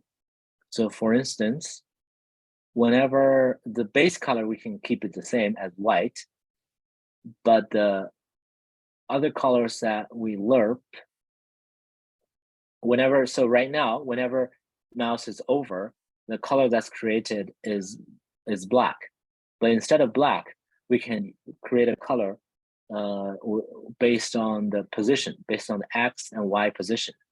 So that's how it can become a gradient. So let's do that. So color, instead of color, map.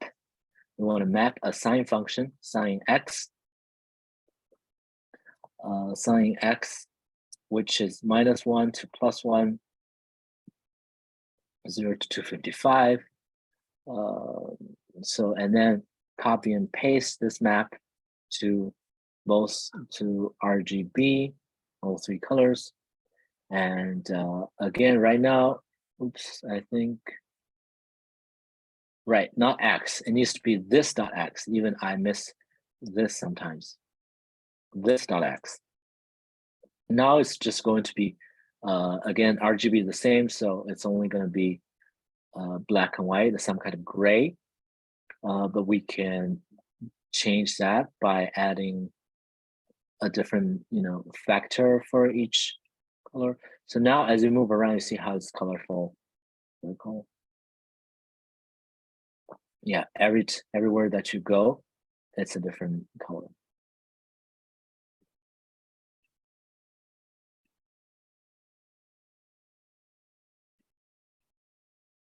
And this is only with X, and maybe you can even just change one of them to Y, and that will also change the color quite a bit.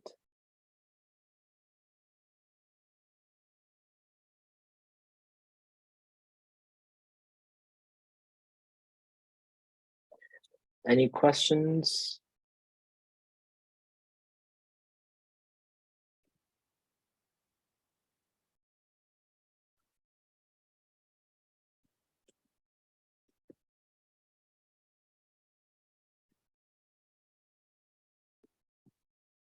And I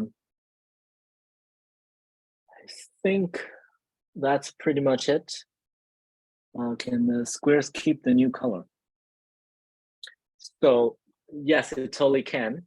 The reason why it changes the color back to white is because we asked it to do so.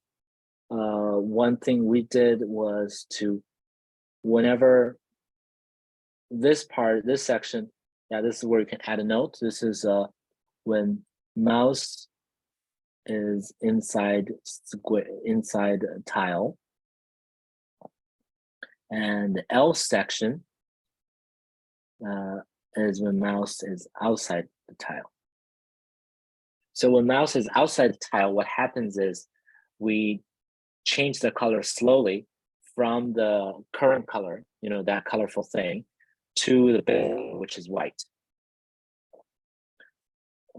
If you like to keep the color, what you can do is to basically, one simple way is to remove this. So if you remove this, I accidentally did the full screen. If you remove that, now as you move, it keeps the color. So if this is something you prefer, that's also fine. I'm going to create another one, duplicate another one for that. Oops. Colorful. Duplicate.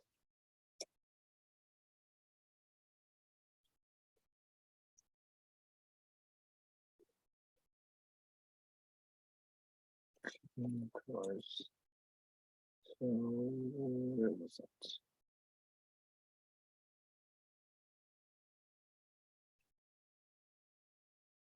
If you simply remove this section, it's going to keep the color. So I got an error for the LERP color. Can you copy and paste that section of the code?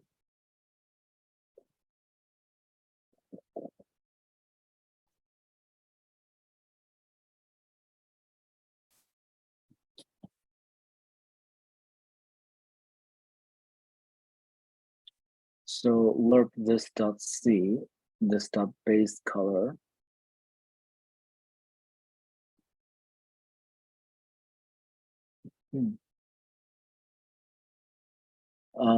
If you were following the exact same thing that I did, maybe you did not capitalize the color parts. The base color was a uppercase C. Is that why? If you use uppercase C earlier, you have to use uppercase C here as well.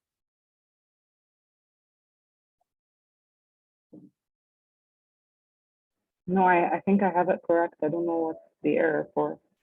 I see. In that case, just a second. I think I still have. I double checked Yeah, it can you a share couple the- of times. Can you share the link then? Let's take a look together.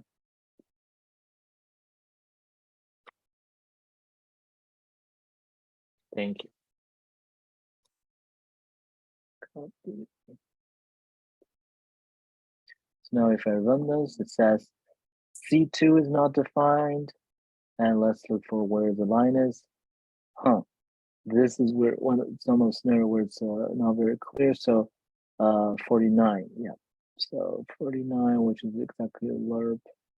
But it also mentions C2, maybe somewhere we accidentally had a C. So this dot C is where this and this is, yeah. One thing I like to emphasize is to make sure all the indentation. So within this function, I like to add indentation. And the indentation doesn't change anything, but it's just a little easier to read when you have proper indentation. So for instance, this one is right here. Let's see. Or I mean, let's try to run the tidy code feature where it just automatically tidy code for you. So tiles, set up all these, and we have the for loop. That looks good. Draw, update, and tile, XY base color code. Yeah, so I think that's what I was saying. So base color, you see how the C is uppercase, but over here you use lowercase. So once that's uppercase, now I think it should work. Oh So wow, okay, I've been no Sorry. worries. I think that that happens. No worries. That happens a lot. But this is also, I like having this kind of example where we show to people and see what can go wrong and what I was actually surprised that there was not more questions or more errors. People are quiet. And I was like concerned that there's probably people are too shy to report any errors. So thank you for sharing. So now we know that it's really case sensitive that we have to make sure each letter is typed correctly. Yeah, and now there we go. It works.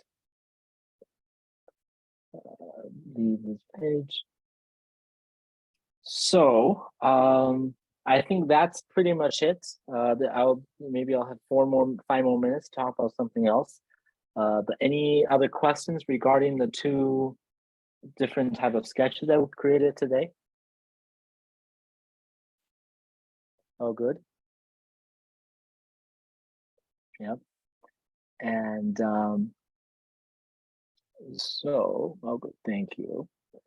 And so one other thing that I was considering adding was considering covering was particle system. We already half an hour past the the scheduled time, so I don't think we have time to cover that.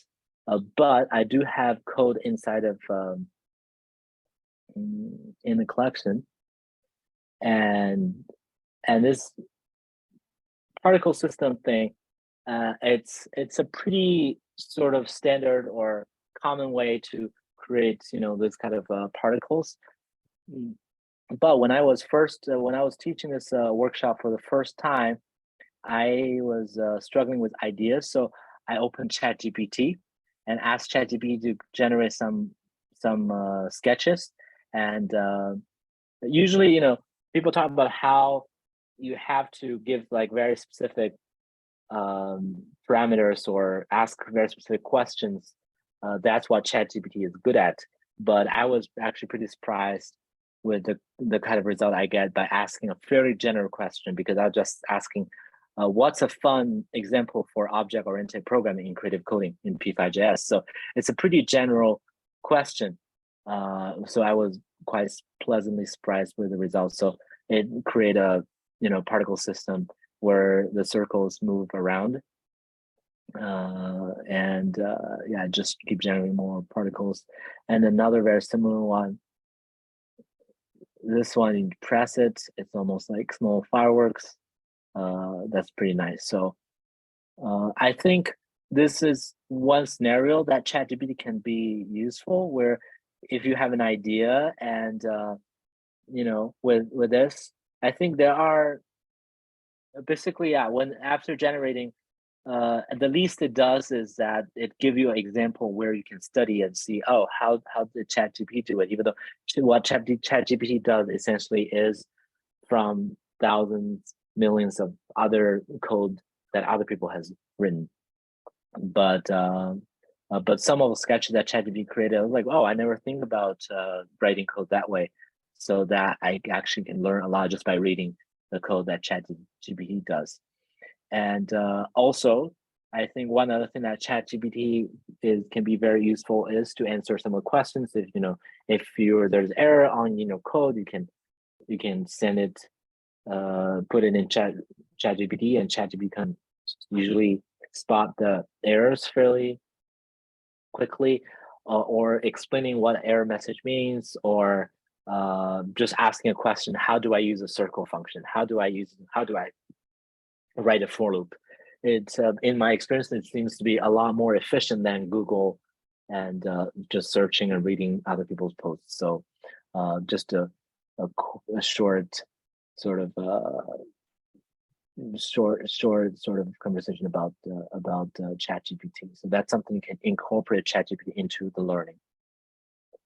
Can I just do it just once and try to find error in code? Yes. Let's give it a try. I believe, just like, let me try to log into my ChatGPT. In the meantime, I'm going to leave the code there, so in case anyone still need to read it. Yep. ChatGPT.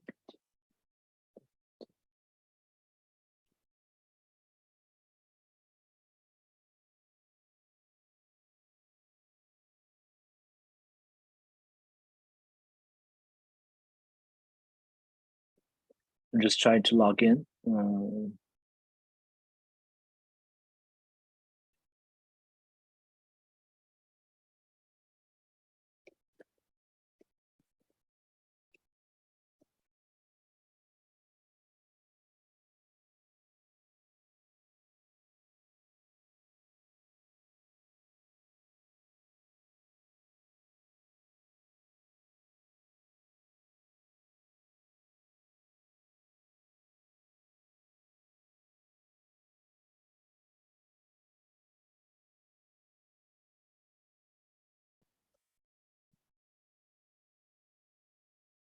Here we go. So what we can do is, let's try to come up with let's start a new sketch. 2023-07-27 workshop Number 4, ChatGPT debugging. And let's say circle 0, 100, 100.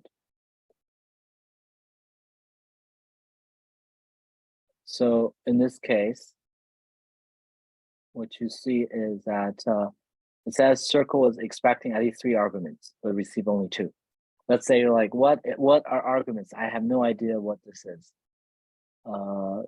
One simple way, obviously with ChatGPT, this is just a quick demo, but there's a lot of issues with ChatGPT, for instance, in terms of privacy. So you don't want to paste anything that contains private information. So, but usually for most of the code that you're working with, it's probably does not include any private information. So even I've seen there are prompts where you really sort of tell ChatGPT that you are someone that debug, like that probably will provide better results. But again, just a quick example where you can just give code and ask for the error. Let's see if this will work. So here's my P5.js code, and it doesn't work. Just imagine just like very broad questions like, oh, it just doesn't work. Can you spot the problem? Let's see.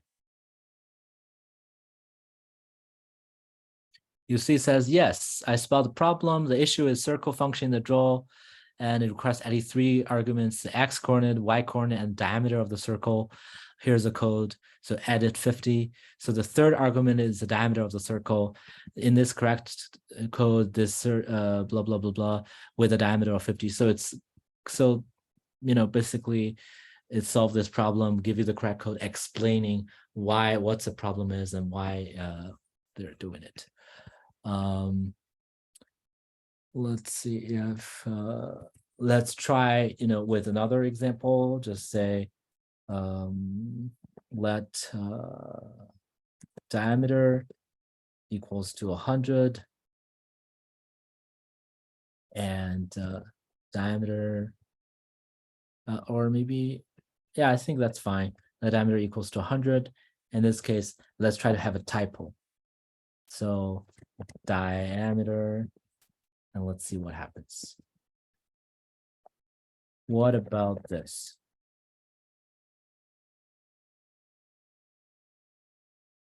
You see how it says in the provided code, the diameter is provided with a lowercase d, but it's used with uppercase D, and they're considered different variables. So you should use the correct name, lowercase diameter, and it fixes the problem. So that's sort of cool. 2 quick examples of how ChatGPT can help you solve problems in coding. Any other questions?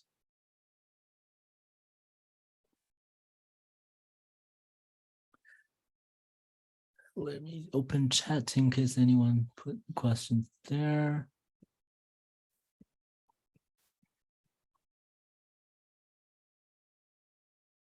See if they're missing anything.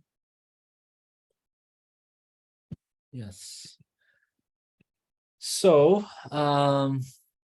thank you again for another wonderful workshop. For today, I'd say I'll give you I think one thing I realized was how has changed. So for now, actually didn't change much. So when ChatGPT first came out, I was pretty excited. I did a lot of tests and all that, but recently I sort of forgot about it and haven't been using it for like the recent 2 or 3 months. So personally, it didn't change much. I know it's a very powerful tool. There are also sometimes not necessarily just ChatGPT. I have there are other sort of other kind of AI that integrated into the text editor. We are using the web editor, the P5.js web editor, but there are also other other sort of code editor like such as Microsoft Code and Microsoft Visual Studio. In them, they already integrated with AI, where as you type code, it sort of give you hints of very elaborate hints on what, the AI's guesses of what you're trying to type. A lot of developers say it really improves the productivity. But for me, I haven't been integrating as much. And I did some tests with ChatGPT, but I haven't used a lot of. I just realized, Chris, you can actually draw on my screen, so that's a nice feature to know. And so I personally haven't been using no worries, it's fun. I personally haven't really used it that much in my own work. I just did some experiments, but I'm pretty sure it's going to be it's going to get more traction, and it's going to be used in many different fields, can really transform a lot of things. I'm sure about that, but I do think we need to keep in mind of all the implications of whether being the regulations or how we use it, or how how those companies choose the data that's being used for ChatGPT. All the kind of thing that we need to think about and consider. But thank you for that question. And so for today's homework, I would give you a small challenge, which is that when for the interactive grid that we created, it's a little slow. So for this interactive grid, so far we didn't do anything about rotation. You don't have to do this, but just one example of thing that you can try is to add rotation to this. And the reason is, when you add rotation, you have to use translate, push and pop, and also translate, which is going to be slightly different than what we are doing now. So let's see, based on what we learned, if you were able to change this to switch that to transform the translate, and also add rotation to this sketch. And otherwise, feel free to do any kind of experimentation. Like, if you either short on time, I know it's like every day, and depending on your time zone, you might not have time. So whatever that you have, if you like to share on Instagram, feel free to share and tag me. And maybe after the workshop, maybe after a week or whatever, when you have time in future, if you made anything that you want to share, also feel free to share it with via email or on Instagram, but no pressure. Because I noticed yesterday I asked people to try to do something different. I feel like I've seen less posts. So maybe people are like too afraid to, or either didn't have time or afraid to do that homework. But this is really flexible. Just whatever that you can, and whatever that you want to experiment, it's really up to you. And thank you again for attending the workshop. It's really great that at the beginning before we start recording, I get to know a little more about you all. And I'm looking forward to seeing you all in the last workshop, which is where we're going to work with cameras. So that's going to be very exciting. Yeah, thank you. Thank you.